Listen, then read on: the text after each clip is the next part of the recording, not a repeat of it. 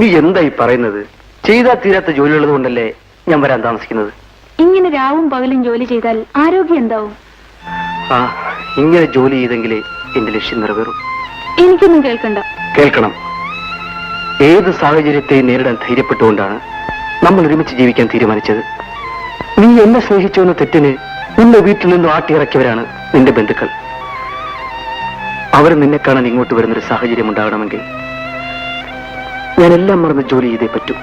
ജയേട്ടാ, ഈ വാടക വീടിന് പകരം നമുക്ക് സ്വന്തമായൊരു വീടുണ്ടാവണം. ഞാൻ സ്വപ്നം കാണുന്നൊരു ഭാവി ഉണ്ടാകണം. എല്ലാം നടക്കണമെങ്കിൽ നീ എന്നെ മനസ്സിലാക്കിയേ പറ്റൂ. എനിക്കെല്ലാം മനസ്സിലായി. രമേ,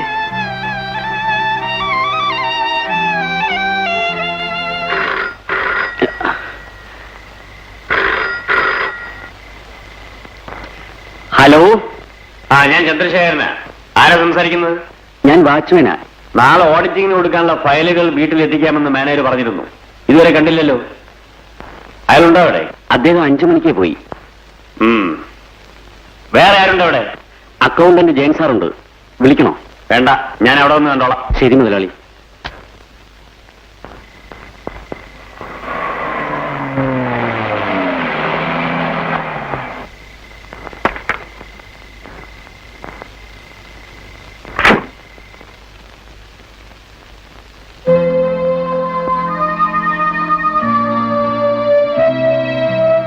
എന്താ ചെയ്യത്? ഇത്ര രാത്രിയായിട്ടും വീട്ടിൽ പോകാറായില്ലേ?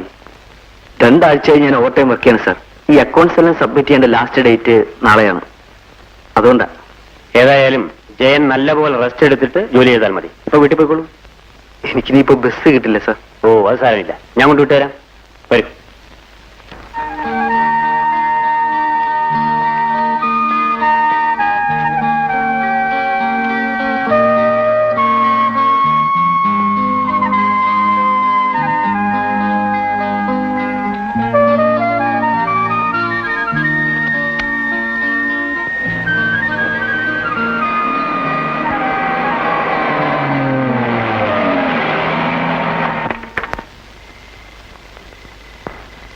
അപ്പൊ ഞാൻ വരട്ടെ ജയൻ? വരണം സാർ. വീട്ടിലൊന്ന് കയറിട്ട് പോവാം. അയ്യോ, ഇപ്പൊ വേണ്ട, പിന്നൊരിക്കലാവാം. സാർ ആദ്യമായിട്ട് വരികയല്ലേ, ഒന്ന് കയറിട്ട് പോവാം. എങ്കിൽ ശരി.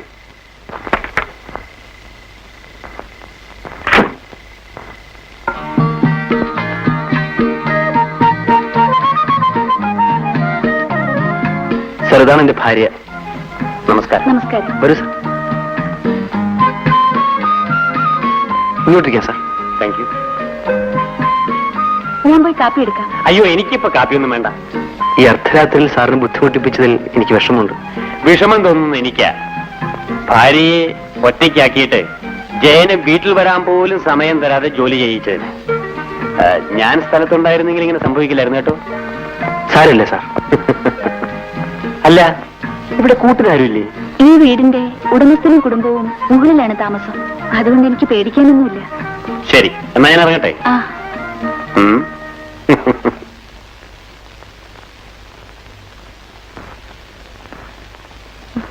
So good night. Good night.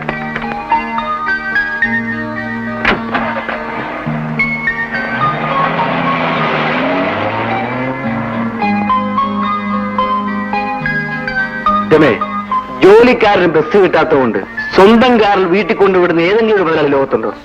അതാണ് ചന്ദ്രശേഖരൻ മുതലാളി. പുള്ളിക്കാരന് തൊഴിലാളി മുതലാളി എന്നുള്ള വ്യത്യാസമേ ഇല്ല. ചുമ്മാ വാരി അടിച്ച് നിൽക്കാതെ വല്ലതും ഒന്ന് കഴിക്കാൻ നോക്കൂ. എനിക്ക് വിശക്കുന്നു. നിങ്ങളെ മാനേജരാക്കി വെച്ചാണ് മിസ്റ്റർ നായർ എനിക്ക് പറ്റിയ ഏറ്റവും വലിയ അബദ്ധം. ശമ്പളം വാങ്ങിക്കുന്ന കാര്യത്തിൽ കാണിക്കുന്ന താല്പര്യം ജോലിക്കാര്യത്തിലും കാണിക്കണമായിരുന്നു. എന്നോട് ക്ഷമിക്കണം. നിങ്ങൾക്ക് ലജ്ജയില്ല എന്നോട് മാപ്പ് ചോദിക്കാൻ? നിങ്ങൾ റെസ്റ്റ് എടുക്കുമ്പോഴും രാപ്പകലില്ലാതെ അധ്വാനിക്കുന്നതാണ് മിസ്റ്റർ ഞാൻ. നിങ്ങളെപ്പോലെയുള്ളവരെ ഇനിയും ഈ കമ്പനിയിൽ വെച്ചുകൊണ്ടിരുന്നാൽ എന്റെ കമ്പനി ഇൻകം ടാക്സ് കൊണ്ടുപോകും. കണക്കെല്ലാം ശരിയാക്കിയിട്ടുണ്ട് സാർ. നിങ്ങളാണോ കണക്കെല്ലാം ശരിയാക്കിയത്? എല്ലാം ഈ ജയന്റെ തലയിൽ വെച്ച് കെട്ടിക്കൊണ്ടല്ലേ നിങ്ങൾ ഇവിടുന്ന് പോയത്? ഞാൻ സ്ഥലത്തില്ലായിരുന്നു എന്നുള്ള കാര്യമെങ്കിലും നിങ്ങൾ ഓർക്കണമായിരുന്നു. സാർ, ദയവ് ചെയ്ത് കഴിവൊക്കെ മറക്കണം. ഇനി എന്റെ ഉത്തരവാദിത്വം. ഇനിയും നിങ്ങൾ ഈ ഓഫീസിൽ വെച്ചുകൊണ്ടിരിക്കുന്ന പ്രശ്നമേ ഇല്ല. ഇന്നു മുതൽ നിങ്ങൾ എന്റെ എക്സ്പോർട്ടിംഗ് കമ്പനിയുടെ ഫീൽഡ് ഓഫീസറായി മാത്രം ജോലി നോക്കിയാൽ മതി. ഞാൻ പറഞ്ഞാൽ പറഞ്ഞതാണ്. You can go.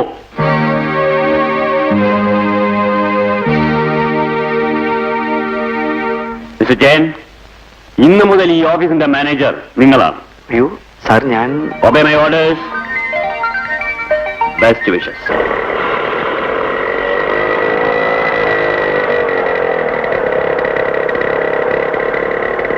രമേ, രമേ,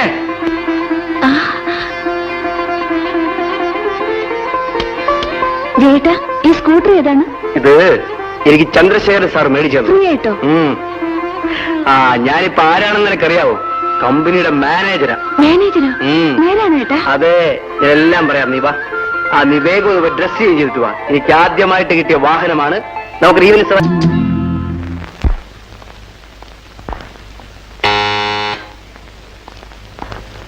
കുട്ടപ്പ, മുതലാളിയോടെ ഈ ഫയലൊന്ന് പിടിക്കാനുണ്ട്. ജയൻ സാർ ഒന്നും അറിഞ്ഞില്ലേ? ഇല്ല, മുതലാളിക്ക് പെട്ടെന്നൊരു നെഞ്ചുവേദന വന്നു. ഡോക്ടർ പരിശോധിച്ചുകൊണ്ടിരിക്കുക. എവിടെ? മേൽ വന്നാട്ടെ.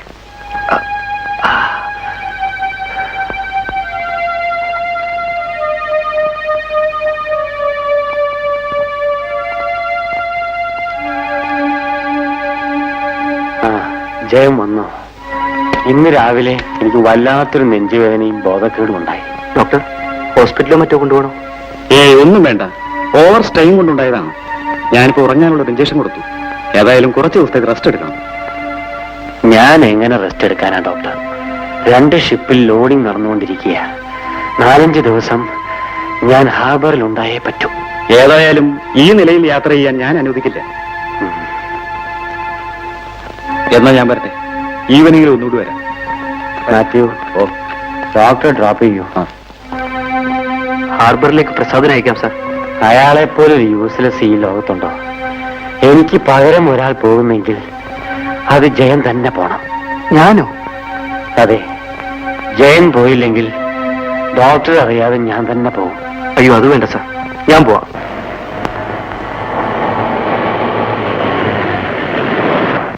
സാർ, ഈ കാശൊന്ന് കൊടുത്തോട്ടെ. എൽസി,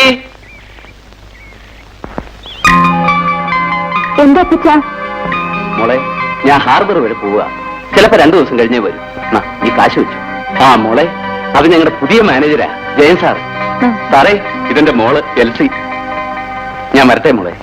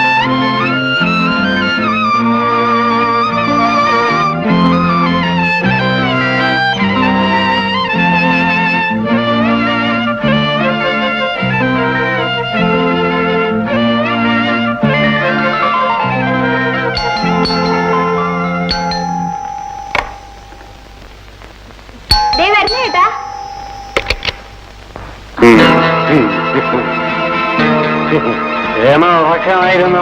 ഇല്ല. സാറെന്താ ഈ രാത്രിയില്? ഞാൻ രമയോട് ചെയ്തൊരു നന്ദി കേടിന് മാപ്പ് ചോദിക്കാൻ വന്നതാ. നന്ദിയേടോ? രമ ഇരിക്കും. വേണ്ട, ഞാനിവിടെ നിന്നോളാം.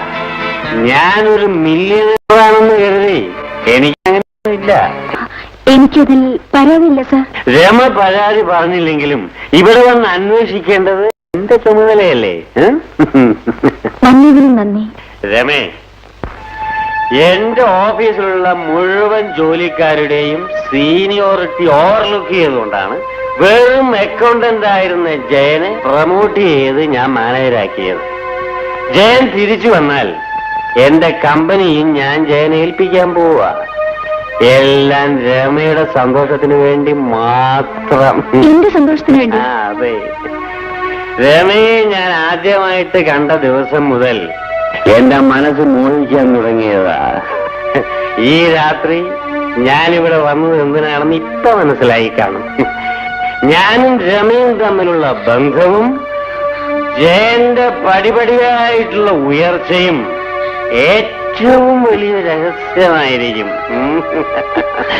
വരൂ. രമേ, താനെന്നെ അങ്ങനെയാണ് കരുതിയിരിക്കുന്നല്ലേ? എന്നെ തനിക്ക് കാഴ്ചവെച്ച് സ്ഥാനമാനങ്ങൾ നേടാൻ നടക്കുന്നവരല്ല ജയൻ. ഒന്ന് പതുക്കെ പറയും. അതൊക്കെ പറയാനോ? ഞാനിപ്പോ മുകളിലുള്ളവരെ മുഴുവൻ വിളിച്ചു കൂട്ടും. അയ്യോ, ചതിക്കരുത്. ഞാൻ പോയേക്കാം.